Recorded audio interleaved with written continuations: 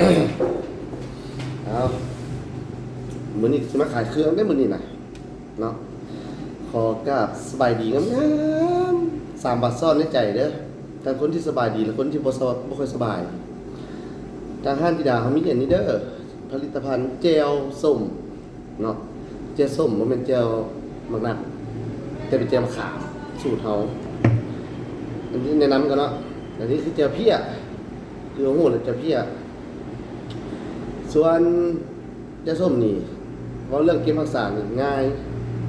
ทุกนึงก็350มิลลินี่แหละ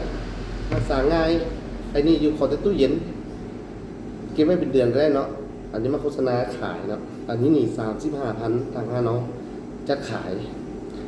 มันนี่ไอ้นี่เฮ็ดยากเมี่ยงยากแต่แซ่บตามสูตรห้านไฟแหละเก็บดนได้บ่ดนได้แต่เจ้าต้องใส่ซ่องฟิตเนาะไอ้นี่ตุ๊ก 55,000 มีส่งทั่วกำแพงเรือแต่ทั่วประเทศ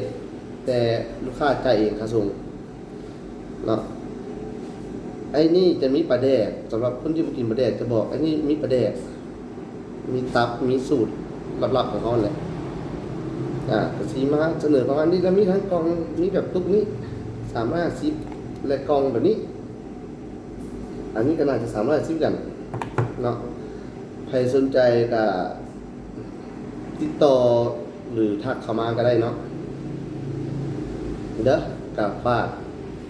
แน่แหละใครบ่สะดวกมากกับบางครั้งซื้อเจียวไปกินก็ได้มักซุมเซลบอกอีหยังประมาณนี้